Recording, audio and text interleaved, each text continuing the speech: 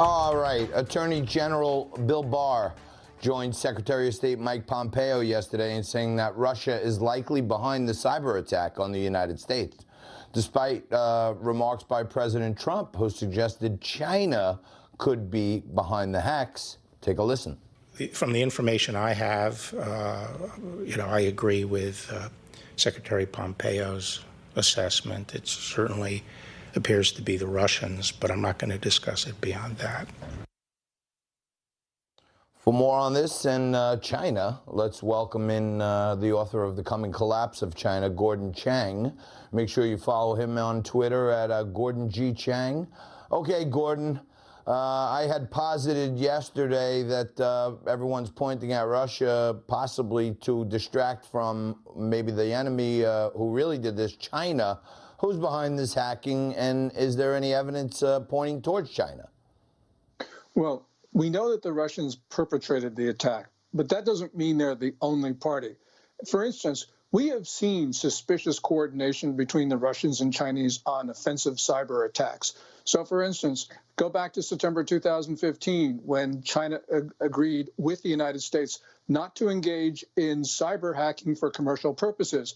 After that agreement between President Obama and Chinese ruler Xi Jinping, we saw a drop-off in Chinese hacking for commercial purposes, but we saw at the same time an increase in Russian hacking for those purposes.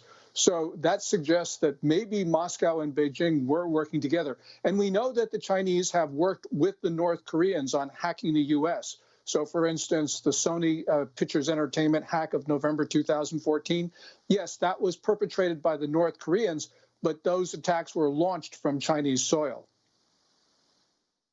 Yesterday, the U.S. imposed additional visa restrictions on Chinese officials over alleged human rights abuses.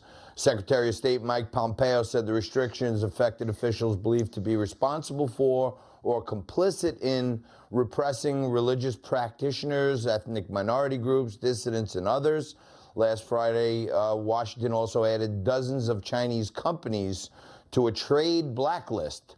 Are these new restrictions going to spark even more tension between the U.S. and China? Well, they will, but they're absolutely necessary, especially adding these Chinese companies to the Commerce Department's entity list. This is something we absolutely need to do for various reasons, largely because the Chinese have been stealing U.S. intellectual property. And also, we should not be helping Chinese companies that are helping the Chinese military, which is configuring itself to kill Americans. You know, as for the visa blacklist, this is important as well. And I'd like to see them start to add people at the top of the Chinese political system to that, because lower level officials who persecute religious practitioners do so on the orders of Xi Jinping and the Politburo Standing Committee at the top of the Communist Party. Got it. U.S. Department of Homeland Security Chief Chad Wolf said it was looking at further restrictions on China. What else could we do? What other restrictions could there be? Well, we can add more companies to the Commerce Department's list. We could also prohibit U.S. companies from investing in China, especially portfolio investments.